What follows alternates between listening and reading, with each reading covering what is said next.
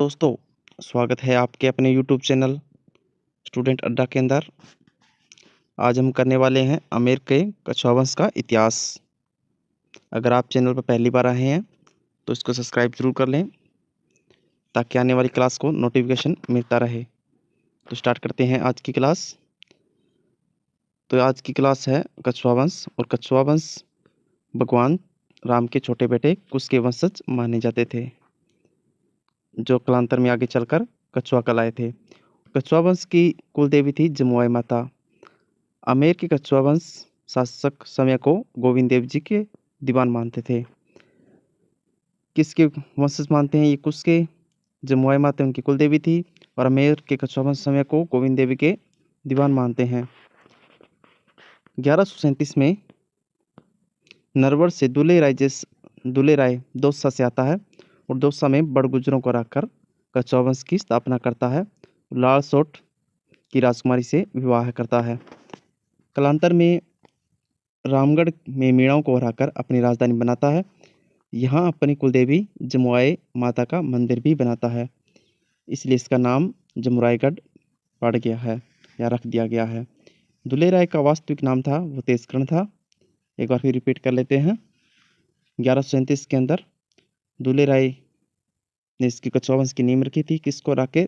बड़गुजरों को हराकर, और विवाह का काम किया था। लाल सोट दौसा के अंदर है कि राजकुमारी से विवाह किया था, और रामगढ़ को अपनी राजधानी बनाया था। यहाँ इसकी कुलदेवी का मंदिर भी यहीं पे बनाया था, और इसका नाम जमुआई रामगढ़ पड़ गया था। और वास्तविक नाम क्या था दुले राय का? तेजकर्ण। चलते हैं आगे। कोकिलदेव 1207 में मीणा शासक को आमेर में हराकर आमेर पर अधिकार कर लिया, और अपनी राजधानी जमुआई रामगढ़ से लेकर आमेर आ गया था। तो कोकिलदेव ने इसे अपनी राजधानी कौन सी बनाई थी? तो इसने अपनी राजधानी बनाई थी आमेर। पहले कौन थी? जमुराईगढ़। इसके बाद पहले दौसा। इसके बाद हम चलते हैं पृथ्वीराज पे। पृथ्वीराज खानवा के युद्ध में राणा सांगा की सहायता करता है। पृथ्वीराज के दो पुत्र पृथ्वीराज के पुत्र का नाम सांगा था, जिसने सांगानेर बसाया था। रानी का नाम था बालाबाई, जो बीकानेर के रावलुकण की पुत्री थी। इसने अपनी रियासत में 12 कोटड़ी व्यवस्था लागू की थी, या समानती व्यवस्था भी इसे कहते हैं। तो पृथ्वीराज को एक बार फिर रिपीट करते हैं। पृथ्वीराज कछुआ ने राणा सांगा को खानवा के युद्ध में सहायता प्रदान की थी, और इसने अपने बेटे का नाम सांगा रखा था, और सांगा के नाम से सांगानेर बसाया था। और इनकी रानी थी बालाबाई, जो कि रावलुकण की पुत्री थी, और इसने पृथ्वीराज ने 12 कोटड़ी व्यवस्था भी शुरू की थी। चलते हैं आगे। भारमल नारनौल के मुगल फौजदार मजनू खां की सहायता से अकबर से मिलता है। कालांतर में अजमेर दरगाह में जियारत करने आ रहे अकबर ने सांगानेर में चंगताई खां की मदद से मिलता है। तो आपसे पूछा जा सकता है, सांगानेर में अकबर बारमल किसकी सहायता से अकबर से मिला था? तो वो मिला था चंगताई खान के मदद से। जियारत से वापस लौटते समय सांबर में अपनी पुत्री हरकाबाई का विवाह अकबर से कर देता है। इसे मरियम उज़मानी की उपाधि भी देता है कौन? अकबर। और ये मुगलों की अधीनता स्वीकार करने वाला राजस्थान का पहला शासक था। तो एक बार फिर रिपीट करते हैं। भारमल अकबर किसकी सहायता से मिला था? मजनू खान से। लेकिन सांगानेर में किसकी सहायता से मिला था? चंगताई खान के। और अपनी पुत्री का विवाह हरकाबाई का विवाह कौन किसके साथ करता है? अकबर। और अकबर इसको उपाधि कौन सी देता है? मरियम उज़मानी की। और मुगलों की अधीनता स्वीकार करने वाला राजस्थान का पहला शासक या पहला राजा है, और अपने वैवाहिक संबंध भी स्थापित करता है। मुगलों की अधीनता स्वीकार करने वाला व वैवाहिक संबंध स्थापित करने वाला आमेर का पहला राजा, या फिर राजस्थान का पहला राजा था। इसी हरकाबाई कालांतर में जहांगीर का जन्म हुआ था, और अमीर उल उमरा की उपाधि दी गई थी, और अकबर ने मरियम उज़मानी की उपाधि दी थी हरकाबाई को। चलते हैं आगे। भगवंत दास अकबर ने इसे अमीर उल उमरा की उपाधि दी थी, और 5000 का मनसबदार भी बनाया था। अकबर ने इसे महाप्रताप को समझाने के लिए भेजा। बूंदी के राजा सुरजन राय हाड़ा की अधीनता स्वीकार कराने में भगवान की मुख्य भूमिका रही थी। अकबर ने दादू दयाल को फतेहपुर सीकरी में भगवान ने मिलवाया था और सरनाल का युद्ध मिर्जा के विद्रोह गुजरात में इसकी वीरता को दिखाने के लिए परचम नगाड़े से इसका स्वागत या इसको सम्मानित किया गया था। एक बार फिर रिपीट करते हैं इसको। भगवान को किसकी उपाधि दी गई थी? अमीर उल उमरा की, और 5000 का मनसबदार भी बनाया गया। महाराणा प्रताप को समझाने के लिए भी भेजा गया था और सूरज बूंदी के सुरजनहाड़ा को अधीनता स्वीकार करने की मुख्य भूमिका भी निभाई थी। जो दादू दयाल फतेहपुर सीकरी में मिला था अकबर किसकी सहायता से मिला था? भगवान दास। कब मिला था? 1585 के अंदर। कब मिला था? 1585 के अंदर। बढ़ते हैं आगे। भगवान दास ने अपनी पुत्री मानबाई का विवाह सलीम के साथ किया था, जो कि जहांगीर के साथ किया था। इस सलीम ने इसे शाह बेगम कहता था। इसे खुसरो का जन्म हुआ था। मानबाई ने जहांगीर की शराब की आदतों से तंग होकर आत्महत्या कर ली थी। बढ़ते हैं आगे। मानसी मोस्ट इंपॉर्टेंट क्वेश्चन है, ये मोस्ट कंसेप्ट रहेगा आपका। रसनाल के युद्ध में मानसिंह भी अकबर के साथ था। रणथंभौर अभियान में मानसिंह पहली बार सेना के साथ गया था। अकबर ने मानसिंह को रणथंभौर अभियान पर भेजा था। आप इससे समझ सकते हैं। अकबर ने महाराणा प्रताप को समझाने के लिए भेजा। ठीक है, ये भी सही है। महाराणा प्रताप ने युद्ध में शाही सेना का सेनापति था और मानसिंह पहला स्वतंत्र अभियान किया था। मानसिंह का ये पहला स्वतंत्र अभियान था। कौन सा? हल्दी घाटी वाला। 14 फरवरी 1550 को मानसिंह का राज्याभिषेक किया गया था। 14 फरवरी 1590 में मानसिंह का राज्याभिषेक किया गया था और मानसिंह को 5000 का मनसबदार भी बनाया गया था। बाद में इसे बढ़ाकर 7000 कर दिया गया था, जो कि राजस्थान का सबसे ज़्यादा मनसबदार इसी के पास था। अकबर ने इसे बंगाल, बिहार, काबुल का सूबेदार भी बनाया था। काबुल हिंदू और मुसलमानों के लिए यवन का प्रयोग। काबुल में मानसिंह ने 5 यवन कबीलों को जीता और आमेर के झंडे का रंग पंचरंगा था। हाँ, ये इंपॉर्टेंट है। किसने आमेर के कछुआ वंश का झंडे को पंचरंगा रखा था या बनाया था? तो बनाया था किसने? मानसिंह ने। किसने बनवाया था? मानसिंह ने। और जयपुर में झाड़शाही सिक्के कहलाते हैं। जयपुर के सिक्के क्या कहलाते हैं? झाड़सिंह कहलाते हैं। बढ़ते हैं आगे। कछुआ वंश राम, अयोध्या, सफेद, तिरंगा, झाड़ी। फिर मानसिंह के 5 यवन कबीले को जीतने पर पंचरंगा हो गया था। और मानसिंह को अकबर ने किसकी उपाधि दी? फर्जंद की। फर्जंद का अर्थ क्या होता है? पुत्र। मात सुनावे बांग्ला, कोप नाकरण गात, काबुली भूली नहीं, अजय जो खाड़ो बे हाथ। ये इसके बारे में कहावत है। वृंदावन में राधा गोविंद मंदिर का निर्माण भी मानसिंह ने करवाया था। चलते हैं आगे। बंगाल में अकबर नगर भी बसाया था, जिसे वर्तमान में हम राजमहल भी कहते हैं। बंगाल की सूबेदारी के दौरान इसके 3 बेटे हिम्मत सिंह, जगत सिंह, सुरजन सिंह की मृत्यु हो गई थी। और पूर्वी बंगाल में केदार को हराकर शीला माता की मूर्ति लेकर आता है। उन्होंने आमेर में शीला माता मंदिर भी बनवाया था। मोस्ट इंपॉर्टेंट है। शीतला माता का मंदिर किसने बनवाया था? शीला माता का मंदिर मानसिंह ने बनवाया था। कहाँ से मूर्ति लेके आए थे? बंगाल के केदार से, केदारगिरी को हराकर। मानसिंह के दरबार में एक दरबारी था, पुंडरीक विठुल। कौन था? पुंडरीक विठुल। किसके दरबारी था? मानसिंह के। और पुंडरीक विठुल की पुस्तकें कौन कौन सी है? वो है रागमाला, रागमंजरी, राग चंद्रोदय, नर्तक निर्णय। और एक और दरबारी था, उनका नाम था मुरारीदास। मुरारीदास की पुस्तक क्या है? तो वो है मान प्रकाश। और पंडित कौन था? जगन्नाथ। और जगन्नाथ ने कौन सी पुस्तक लिखी? मानसिंह कीर्ति मुक्तावली। दादू दयाल ने इसके समय मानसिंह में वाणी की रचना की। मानसिंह ने आमेर के महलों का निर्माण शुरू करवाया था। रिपीट कर लेते हैं। मानसिंह दरबारी कवि का क्या नाम था? पुंडरीक ने कौन कौन सी कविताएं लिखी? रागमाला, रागमंजरी, रागचंद्रोदय और नर्तक निर्णय। और एक दरबारी भी था, वो था मुरारीदास। उसने क्या लिखा? मान प्रकाश। और पंडित जगन्नाथ पंडित ने कौन सी पुस्तक लिखी? मान कीर्ति मुक्तावली। और दादू दयाल ने इसके समय वाणी की रचना की थी। और आमेर के महलों का निर्माण भी शुरू अमानसिया ने ही करवाया था।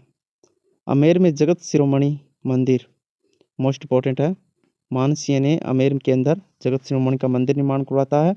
और जो इसमें मूर्ति लाई गई थी वो चित्तौड़गढ़ से लाई गई थी, जहाँ पे मीरा पूजा किया करती थी। इसे मीरा मंदिर भी कहा जाता है। और ये मानसिंह की पत्नी कनकावती ने अपने बेटे जगत सिंह की याद में बनवाया था। और मूर्ति कहाँ से लाई गई थी? चित्तौड़ से, इसीलिए इसको मीरा मंदिर भी कहते हैं। जगत शिरोमणि मंदिर है, इसका नाम आमेर में है। चलते हैं आगे। मिर्जा राजा जयसिंह सबसे लंबा समय तक शासन करने वाला आमेर कछवाहा वंश का राजा कौन है? तो वो है मिर्जा राजा जयसिंह। 1621 से लेकर 1667 लगभग 46 वर्ष तक शासन किया था। जयसिंह जहांगीर, शाहजहां, औरंगजेब तीनों के समकालीन थे। जयसिंह जहांगीर, शाहजहां और औरंगजेब तीनों के समकालीन थे। जहांगीर ने इसे दक्षिण में मलिक अंबर के खिलाफ भेजा था। शाहजहां ने इसे मिर्जा की उपाधि दी थी और काबुल अभियान पे भेजा था। मिर्जा राजा जयसिंह को मिर्जा की उपाधि किसने दी? तो ये दी थी शाहजहां ने। मोस्ट इंपॉर्टेंट है, एग्जाम के अंदर आ चुका है। मिर्जा राजा जयसिंह को मिर्जा की उपाधि किसने दी थी? तो ये दी थी शाहजहां ने। उत्तराधिकारी संघर्ष में बहादुरपुर के युद्ध में दारा सिकों की तरफ से लड़े। दारा सिकों के युद्ध में तोराई के युद्ध में औरंगजेब की तरफ से लड़े। और जोधपुर के महाराजा जसवंत सिंह को भी औरंगजेब की तरफ यही लेकर आता है। पहले ये भी दारा सिकों के पक्ष में थे, बाद में औरंगजेब की तरफ हो जाते हैं। औरंगजेब ने शिवाजी पर नियंत्रण करने के लिए भेजा। मोस्ट इंपॉर्टेंट है मिर्जा राजा जयसिंह। मिर्जा राजा जयसिंह की उपाधि किसने दी थी? शाहजहां ने। और ये दोराई के युद्ध में किसके खिलाफ लड़ा था? दारा सिकों के और पक्ष में औरंगजेब के। बढ़ते हैं आगे। पुरंदर की संधि होती है मिर्जा राजा जयसिंह और शिवाजी के मध्य। कब होती है? 11 जून 1665 में। और शिवाजी मुगलों के अधीनता स्वीकार कर लेता है। संधि के बाद शिवाजी औरंगजेब से मिलने के लिए आगरा आता है। तब मिर्जा राजा जयसिंह के बेटे राम सिंह के पास रुकता है। मिर्जा राजा जयसिंह के दरबार में हिंदी प्रख्यात कवि रहते थे जिसका नाम था बिहारी। बिहारी की प्रमुख पुस्तक है बिहारी सतसई। क्या नाम है? बिहारी सतसई। दरबारी रायसिंह ने जयचरित्र लिखी। और कुलपति मिश्र बिहारी के भांजा है जिसने 52 ग्रंथों की रचना की थी। और बिहारी ने बिहारी सतसई और इसका भांजा था कुलपति मिश्र, इसने 52 ग्रंथों की रचना की। और जयसिंह ने दक्षिण अभियानों के बारे में भी जानकारी मिलती है। और जयसिंह ने औरंगाबाद के पास जयपुरा कस्बा भी बसाया था। और जयगढ़ किले का पुनर्निर्माण भी मिर्जा राजा जयसिंह ही करवाता है। कौन करवाता है? मिर्जा राजा जयसिंह ही करवाता है। स्वाई जयसिंह पढ़ते हैं। स्वाई जयसिंह काल था 1700 लेकर 1743 तक। सर्वाधिक मुगल बादशाह के साथ रहने वाला था। और जबकि मिर्जा राजा जयसिंह था वो सबसे लंबे शासनकाल तक राज करता है, लगभग 46 वर्षों तक। और 3 मुगल काल देखता है, शासन देखता है। और ये स्वाई जयसिंह 7 मुगल शासकों का सर्वाधिक शासनकाल देखता है। चलते हैं आगे। सर्वाधिक मुगल 7 नहीं है। पहला था औरंगजेब, उसके बाद में बहादुर शाह, उसमें जहांगीर शाह, फर्रुखसिंह और रंगीला, यानी कि रंगीला शासक यानी मोहम्मद शाह। औरंगजेब की मृत्यु के बाद इनके पुत्रों को उत्तराधिकारी संघर्ष इन्होंने शाह आजम का पक्ष लिया था, क्योंकि जीत मुअज्जम की हुई थी, जो बहादुर शाह प्रथम के नाम से जाना जाने लगा। बादशाह बनते ही स्वाई जयसिंह को आमेर के पद से हटा दिया और उनके छोटे भाई को राजा बना दिया था। मोस्ट इम्पोर्टेंट है, बादशाह बनते ही बहादुर शाह जफर जैसे ही राजा बनते हैं या मुअज्जम राजा बनते हैं, बनते ही स्वाई जयसिंह को पद से हटा दिया जाता है और छोटे भाई विजय सिंह को राजा बना दिया जाता है। और ये अच्छा क्वेश्चन है। आमेर आमेर का नाम बदलकर क्या कर दिया गया था? आमेर का नाम बदलकर इस्लामाबाद या मोमिनाबाद रख दिया गया था। 1707 में दरबारी समझौते के तहत मेवाड़ मारवाड़ संयुक्त सेना ने विजय सिंह को हराकर जय सिंह को वापस राजा बना दिया गया था। कब किया था? 1707 ईस्वी में दरबारी समझौता होता है किन किन के मध्य? मेवाड़ मारवाड़ और आमेर में। आमेर की संयुक्त सेना विजय सिंह को हरा देती है। स्वाई जय सिंह की बहन अमर कंवर का विवाह बूंदी के शासक बुद्ध सिंह के साथ किया। अमर सिंह की संतान नहीं होने पर बुद्ध सिंह ने दलेल सिंह को गोद लिया और बूंदी का राजा घोषित कर दिया। स्वाई जय सिंह ने अपनी पुत्री कृष्णा कंवर का विवाह दलेल सिंह के साथ कर दी और कालांतर में बुद्ध सिंह अन्य रानी से उमेद सिंह नामक पुत्र का जन्म होता है। अमर कंवर ने उमेद सिंह का पक्ष लिया। यहाँ पे कहानी का इंटरवल होता है। ये जो बुद्ध सिंह था पहले इसकी संतान नहीं थी, बाद में इसकी संतान हो जाती है उमेद सिंह और उस समय अन्य राजा बन जाता है, वो है दलेल सिंह। वो दलेल सिंह अपनी दलेल सिंह के साथ विवाह कर देता है। कौन? स्वाई जय सिंह अपनी पुत्री कृष्णा कंवर के। तो अमर कंवर ने उमेद सिंह का पक्ष लिया। इससे उमेद सिंह व दलेल सिंह के बीच उत्तराधिकारी संघर्ष उत्पन्न हो गया। अमर कंवर ने उमेद सिंह के पक्ष में मराठाओं को बुला लिया और मराठा सरदार मल्हार राव होलकर ने अपनी राखी बांध भाई बनाया। मराठों की सहायता से उमेद सिंह को राजा बना दिया, यानी कि दलेल सिंह को हटना पड़ गया और इससे स्वाई जय सिंह की हार होती है। और मराठा का राजस्थान में प्रवेश यहीं से माना जाता है।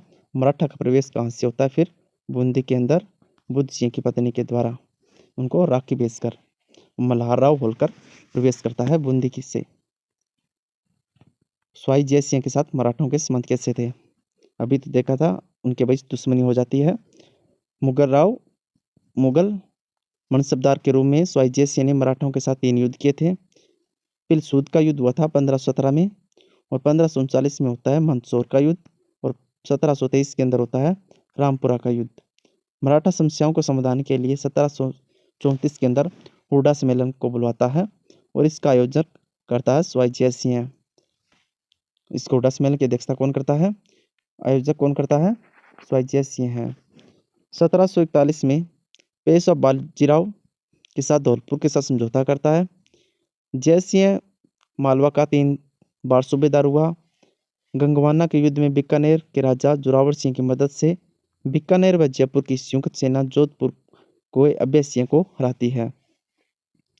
भरतपुर के उत्तराधिकार संघर्ष में बदन सिंह का साथ देता है और उसे राजा बना देता है और ब्रजराज की उपाधि देता है और डिंकी जागीर भी देता है। किसको देता है? बदन सिंह का साथ देता है। कौन?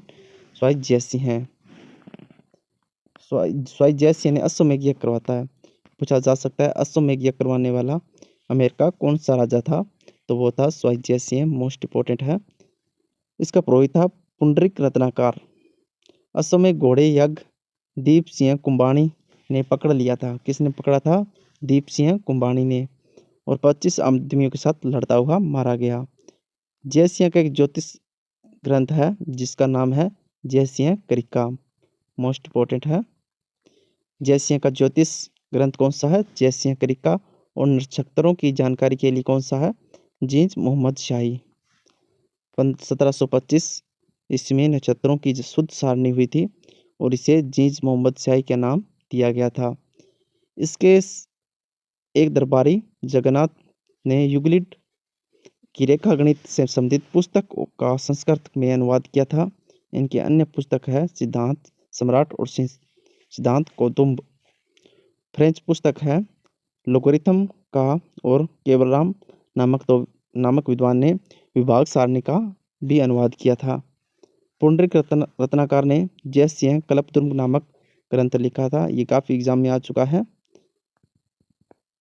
जय सिंह पुंडरीक रत्नाकर जय सिंह कल्पद्रुम नामक ग्रंथ लिखा था।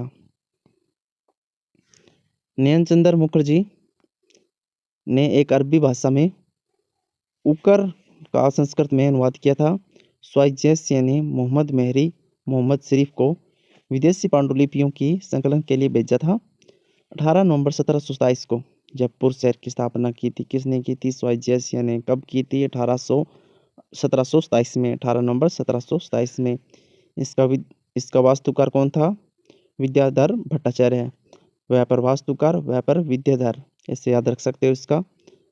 ये एक बंगाली ब्राह्मण था। जयपुर का निर्माण वास्तुकार के आधार पर बनाने के लिए पुर्तगाली ज्योतिषी जेवियर डी सिल्वा को बुलाया गया था। ज्योतिषी कौन था? जेवियर डी सिल्वा को बुलाया गया था। कब नींव रखी थी? 18 नवंबर 1727 को। किसने? स्वाई जयसिंह ने। 1729 में जयसिंह को अपनी राजधानी जयपुर को अपनी राजधानी बनाता है। कब बनाता है? 1729 के अंदर। और जयपुर को बसाया कब था? 1727 के अंदर, यानी कि 2 साल बाद अपनी राजधानी बनाता है। गोविंद देव जी का मंदिर का निर्माण करते हैं, क्योंकि कछुआ वंश गोविंद देव जी के मंदिर को अपने आप को दीवान, यानी कि उसके दीवान मानते हैं, उनकी पूजा करते हैं। गौड़ीय संप्रदाय के प्रमुख पीठ, यानी गौड़ीय संप्रदाय के प्रमुख संत कहे जाते हैं। सिटी प्लेस चंद्र महल का निर्माण भी करवाया था। जयगढ़ किले में जयबान तोप रखी गई, जो राजस्थान की सबसे बड़ी तोप है। 5 वेधशालाएं बनाई गई थी। सबसे बड़ी थी जयपुर, सबसे पहले निर्मित दिल्ली वाली है, और मथुरा में है, बनारस में है, उज्जैन में है। 5 है। सबसे बड़ी कौन सी है? जयपुर में सबसे पहले, यानी कि प्राचीन कौन सा हो जाएगी? दिल्ली, मथुरा, बनारस, उज्जैन। 5 जगह पर वेधशालाएं बनाई गई थी। जयपुर के जंतर मंतर में एक सम्राट यंत्र लगाया गया, जो विश्व की बड़ी सूर्य घड़ी है जंतर मंतर, जिससे टाइम का पता चलता है। एक राम यंत्र भी लगाया गया, जो चंद्र घड़ी थी। जयप्रकाश यंत्र मौसम की जानकारी हेतु। नाभि बल्य यंत्र गुरुत्वाकर्षण बल के लिए। स्वाई जयसिंह ने जल महल का निर्माण भी करवाया था। चलते हैं आगे। अमानी शाह स्वाई जयसिंह का आध्यात्मिक गुरु था। मोस्ट इंपॉर्टेंट है। स्वाई जयसिंह का आध्यात्मिक गुरु कौन था? अमानी शाह। स्वाई जयसिंह को मोहम्मद शाह ने राजेश्वर श्री महाधिराज स्वाई आदि की उपाधि से प्रभूषित किया था। और जाटों को ये क्यों किया, कब दी थी? जाटों को विद्रोह समाप्त करने के कारण दी थी। राजेश्वर, राजधिराज की उपाधि और स्वाई की उपाधि से नवाजा गया था। किसको? स्वाई जयसिंह को। ईश्वरी सिंह का शासनकाल था 1743 से लेकर 1750 तक। जयसिंह ने एक खिंची रानी से ईश्वरी सिंह का विवाह से ईश्वरी सिंह का जन्म हुआ, जो जयसिंह का श्रेष्ठ पुत्र था। यह जयपुर का अगला राजा बना। ठीक है। इससे पहले कौन था? स्वाई जयसिंह। इससे पहले स्वाई जयसिंह बाद ईश्वरी सिंह है। जयसिंह की सिसोदिया रानी चांद कबर का पुत्र माधव सिंह का जन्म हुआ, जो दिवाली समझौते के तहत राजा बनाया जाना था, लेकिन उस माधव सिंह को राजा नहीं बनाया गया, ईश्वरी सिंह को राजा बना दिया गया। मेवाड़ का महाराणा संग्राम सिंह द्वितीय माधव सिंह रामपुरा को परगना जागीर देता है। माधव सिंह को कौन सी जागीर देता है? वो परगना रामपुरा की जागीर देता है। जयसिंह की मृत्यु के बाद ईश्वरी सिंह और माधव सिंह के बीच उत्तराधिकारी संघर्ष शुरू हो जाता है। जो आगे युद्ध आएंगे वो मोस्ट इंपॉर्टेंट युद्ध है, राजमहल का युद्ध। ये बनारस नदी के पास हुआ था। कहाँ पे हुआ था? टोंक में। पहला उत्तराधिकारी युद्ध ईश्वरी सिंह और माधव सिंह के मध्य हुआ था। इसमें ईश्वरी सिंह साथ दिया था सूरजमल ने, और माधव सिंह जगत सिंह द्वितीय, और बूंदी के नरेश उमेद सिंह और कोटा और दुर्जनसाल माधव सिंह के साथ थे। इस युद्ध को ईश्वरी सिंह जीतता है, और इस जीत के उपलक्ष्य में इस लाठ सूली का निर्माण करता है। ईश्वरी सिंह इस युद्ध को जीतता है, और इसके उपलक्ष्य में इस लाठ या सरगासूली का निर्माण करता है। दूसरा हुआ युद्ध पगरू का युद्ध, उत्तराधिकारी जिससे द्वितीय युद्ध भी कहा जाता है, माधव सिंह और ईश्वरी सिंह के बीच में। इसमें ईश्वरी सिंह हार जाता है, क्योंकि माधव सिंह अब मराठों की सहायता लेता है। उसे मराठा का खुद हार जाना और माधव सिंह की 5 परगने देने पड़े थे। मराठों के द्वारा युद्ध हार जाने से तंग होकर ईश्वरी सिंह ने आत्महत्या कर ली थी, और दुर्भाग्यशाली राजा इसी को ही कहा जाता है। किसको? ईश्वरी सिंह को। और जिसने वो ये मीनार बनवाई थी इस लाट वाली, इसी पर कूदकर अपनी आत्महत्या कर ली थी। ईश्वरी सिंह ने। मानपुरा का युद्ध, मानपुरा का युद्ध ईश्वरी सिंह और एम शाह शब्दाली को हराता है। ईश्वरी सिंह एम शाह शब्दाली को हराता है। कौन से युद्ध में? मानपुरा युद्ध में। बढ़ते हैं आगे। माधव सिंह, माधव सिंह 1550 से लेकर 1750 से लेकर 1768 तक इसने मराठों को कत्लेआम करवाया था जयपुर ने। 1751 में मराठों का कत्लेआम करवाया था किसने? जयपुर में। काकोड़ का युद्ध किस किस के मध्य हुआ था? तो ये माधव सिंह और मराठों के मध्य हुआ था। काकोड़ का युद्ध किस किस के मध्य हुआ था? तो ये माधव सिंह और मराठों के मध्य हुआ था। बंटवाड़ों का युद्ध कहाँ पे हुआ? कोटा के अंदर। बंटवाड़ों का युद्ध कोटा और माधव सिंह के बीच में हुआ था। कोटा के दुर्जन साल और आमेर के माधव सिंह के मध्य हुआ था। और क्यों हुआ था? ये हुआ था रणथंभौर अधिकार को लेकर हुआ था। और इस युद्ध में माधव सिंह हार जाता है। इस युद्ध में हार जाता है। कौन से युद्ध में? बंटवाड़ों के युद्ध में। किस किस के मध्य हुआ था? कोटा और आमेर के माधव सिंह के बीच में इस माधव सिंह हार जाता है। कामा का युद्ध, कामा भरतपुर में है। माधव सिंह और जवाहर सिंह के मध्य हुआ था। किस किस के मध्य हुआ था? माधव सिंह और जवाहर सिंह के मध्य हुआ था। इस युद्ध में दोनों पक्ष अपनी अपनी जीत का दावा करते हैं। निर्णायक युद्ध रहा था कामा का युद्ध। माधव सिंह ने सवाई माधोपुर की स्थापना की थी। मोस्ट इंपॉर्टेंट है। माधव सिंह ने सवाई माधोपुर की स्थापना की थी। कब की थी? 1767 में। और मोती डूंगरी के महल बनाए थे। कौन से महल बनाए थे? मोती डूंगरी के महल बनवाए थे। चाकसू शीतला माता मंदिर भी निर्माण कराया था। और शीला माता का मंदिर जो है वो मानसिंह ने बनवाया था। जगत अंबिका जो वो जगत एक और इसका नाम था जो कनकावती ने बनवाया था, वो भी मानसिंह ने बनवाया था, जिसको दूसरा मीरा मंदिर भी कहा जाता है। आगे पढ़ते हैं। प्रताप सिंह मोस्ट इंपॉर्टेंट है। यह तुंगा का युद्ध लड़ता है। तुंगा का युद्ध जयपुर और जोधपुर के राजा विजय सिंह दोनों ने मिलकर महाजी सिंधिया को हराते हैं। तुंगा का युद्ध किन किन के मध्य हुआ? ये संयुक्त सेना थी कछुआ वंश और राठौड़ों की, जिसने मराठों को हराया था, महाजी सिंधिया को। पाटन का युद्ध होता है 1790 के अंदर। इस युद्ध में प्रताप सिंह को पराजित किया। किसने? मराठाओं ने। इस युद्ध में मराठा सेनापति फ्रांसीसी डिबोय था। कौन था? फ्रांसीसी डिबोय।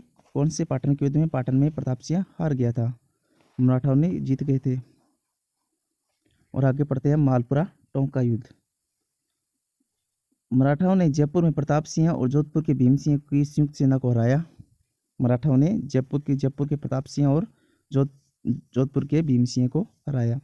प्रताप सिंह एक अच्छा लेखक था। इसने ब्रज नीति के नाम से कविता लिखता था। अच्छा क्वेश्चन है, मोस्ट इंपॉर्टेंट है। प्रताप सिंह किस नाम से अपनी कविता लिखता था? तो ये लिखता था ब्रज नीति के नाम से। प्रताप सिंह ने एक संगीत सम्मेलन बुलवाया जिसकी अध्यक्षता देवर्श्री ब्रजलाल भट्ट ने की थी, जिसमें राधा गीत गोविंद सार लिखा गया था। प्रताप सिंह का संगीत गुरु का क्या नाम था? तो चांद का था। क्या नाम था? चांद का। मोस्ट इंपॉर्टेंट है।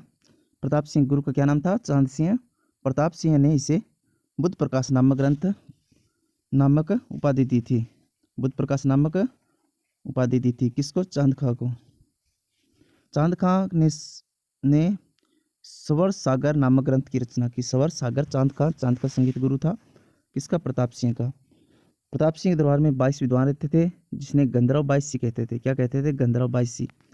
किसके दरबार में रहती गंधर्व 22? तो ये प्रताप सिंह के। क्यों कहते? क्योंकि 22 विद्वान रहते थे। प्रताप सिंह ने विद्वानों के लिए गुणीजन कारखाना की स्थापना की। प्रताप सिंह तमाशा नाट्य शैली महाराष्ट्र से जयपुर लेके आए थे। तमाशे का प्रमुख बंशीधर भट्ट थे। मोस्ट इंपॉर्टेंट है। तमाशा कौन लेके आया था? प्रताप सिंह। और इसके प्रमुख जो कलाकार थे वो कौन थे? बंशीधर भट्ट। प्रताप सिंह ने हवा महल का निर्माण कराया था। 5 मंजिला है, जो कृष्ण के मुकुट के समान दिखाई देता है। 5 मंजिलें कौन कौन सी हैं देख लेते हैं। शरद मंदिर, रतन मंदिर, विचित्र मंदिर, प्रकाश मंदिर, हवा मंदिर। हवा महल का वास्तुकार कौन था? लालचंद। कौन था? लालचंद। पढ़ते हैं। जगत सिंह जगत सिंह गंगोली का युद्ध अंग्रेजों और 1807 में अंग्रेजों से संधि कर ली थी। गंगोली के युद्ध में जगत सिंह की प्रेमिका का नाम था रस कपूर। क्या नाम था? रस कपूर। आगे है राम सिंह। राम सिंह का शासनकाल था 1833 से लेकर 1880 तक। रूपारण भंडारण के मामले में जांच करने के लिए आए एच.जी. ओल्विस के सहायक ब्लेक को पीट कर हत्या कर दी गई थी। जॉन रुडलो को राम सिंह का संरक्षण और जयपुर का प्रशासक बनाया गया था। राम सिंह के समय किसको प्रशासक बनाया गया था? रुडलो को। रुडलो ने 1844 में समाधि प्रथा और कन्यावध पर रोक लगाई थी। पूछा जा सकता है आमेर में सती प्रथा या कन्यावध पर रोक लगाने वाला कौन सा अंग्रेज अधिकारी था? तो वो था जॉन रुडलो। सती प्रथा पर रोक लगाई 1845 के अंदर और 1847 के अंदर लगाई थी मानव तस्करी पर रोक। बढ़ते हैं आगे। 1857 की क्रांति में राम सिंह ने अंग्रेजों को साथ दिया और अंग्रेजों ने इसे सितारे हिंद की उपाधि दी और कोटपुतली परगना भी दिया था। सितारे हिंद की उपाधि राम सिंह को मिली थी। किसने दी थी? अंग्रेजों में। क्यों दी थी? 1857 की क्रांति में अंग्रेजों का साथ देने के लिए। एडवर्ड ने जयपुर के आवागमन में गुलाबी रंग से रंगवाया था। गुलाबी नहीं तो गेरुआ रंग से रंगवाया था। स्टैनले रीड नामक पत्रकार एक पुस्तक रॉयल टाउन ऑफ इंडिया में पहली बार जयपुर को पिंक सिटी के नाम से पुकारा गया था। जयपुर को पिंक सिटी नामक कौन सी अखबार में पुकारा गया था? वो था रॉयल टाउन ऑफ इंडिया के अंदर पिंक सिटी यानी गुलाबी शहर के नाम से पुकारा गया था। प्रिंस अल्बर्ट ने जयपुर आवागमन पर 1834 में अल्बर्ट हॉल की नींव रखी और इसका वास्तुकार था वो था स्टीवन जेकब। कौन था? Steven Jacob.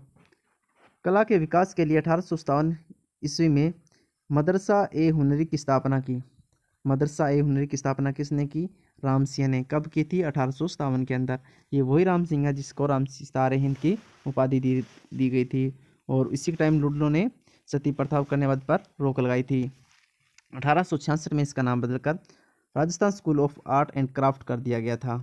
मदरसा ए हुनरी की स्थापना करता है और बाद में इसका नाम बदलकर 1866 में नाम बदलकर इसका Rajasthan school of art and craft नाम कर दिया जाता है और जयपुर में ब्लू पोट्री की शुरुआत की। चूड़ामण और कालू कुमार नामक दो व्यक्तियों को भोला नामक व्यक्ति से ब्लू पोट्री से प्रशिक्षण के लिए दिल्ली भेजा। बढ़ते हैं आगे। 1866 में कालीचंद मुखर्जी ने एक महिला विश्वविद्यालय खोला। यह किसी भी रियासत में महिला शिक्षा का पहला कदम था। अगर पूछा जा सकता है पहला महिला विद्यालय कहाँ खोला गया, तो आमेर में। किसके द्वारा? कालीचंद मुखर्जी के द्वारा और राम सिंह के टाइम का था। यह बालिकाओं को सिलाई सिखाई जाती थी। महाराजा कॉलेज और संस्कृत कॉलेज की भी स्थापना की थी। 1870 में लॉर्ड मेयो ने जयपुर की यात्रा की और गवर्नर जनरल नॉर्थब्रुक ने भी जयपुर की यात्रा की। कब की? 1875 के अंदर। और लॉर्ड मेयो ने कब की? 1870 के अंदर। ये इतने इंपॉर्टेंट नहीं है। आगे है माधव सिंह द्वितीय। माधव सिंह द्वितीय को बब्बर शेर कहा जाता है। माधव सिंह द्वितीय को क्या कहा जाता है? बब्बर शेर कहा जाता है। मदन मोहन मालवीय के लिए ये यूनिवर्सिटी है जिसके लिए मदन मोहन मालवीय को 5 लाख रुपए दान में दिए थे। नाहरगढ़ को अपनी BHU को यूनिवर्सिटी है जिसके लिए 5 लाख रुपए निर्माण के लिए दिए थे और नाहरगढ़ में अपनी 9 दासियों के लिए एक जैसे 9 महलों का निर्माण करवाया था। 1904 में पहले डाक टिकट और पोस्ट कार्ड व्यवस्था लागू करने वाले रियासतों में किया गया पहला प्रयास था। डाक टिकट या पोस्ट कार्ड की व्यवस्था किसने शुरू की थी? माधव सिंह द्वितीय ने। और मुबारक महल भी बनवाया था। मुबारक महल किसने बनवाया था? मैं से मुबारक, मैं से माधव सिंह। इस तरीके से आप याद रख सकते हैं इसको। मान सिंह द्वितीय आज़ादी के समय जयपुर का शासक था और ये राजस्थान का पहला राष्ट्र प्रमुख भी है 30 मार्च 1949 को। और मान सिंह द्वितीय राष्ट्र प्रमुख पद पर 1 नवंबर 1956 तक कार्य किया था। यानी कि एकीकरण के टाइम मान सिंह द्वितीय ही राजा रहे थे। तो ये आज का कछुआ वंश यहाँ पे कंप्लीट होता है। उम्मीद करता हूँ ये क्लास आपको अच्छी लगी होगी, ये कंसेप्ट आपको क्लियर हुआ होगा। हमने फटाफट अंदाज के अंदर कछुआ वंश देखा था। अगर आपको वीडियो अच्छी लगे तो कमेंट करना, ज़रूर बताना कि ये आपको क्लास कैसी लगी। अगर आप नए हैं तो सब्सक्राइब ज़रूर कर लें और बेल आइकन को दबा लें ताकि जब भी क्लास आए तो आपको नोटिफिकेशन मिलती रहे। धन्यवाद। जय हिंद, जय भारत।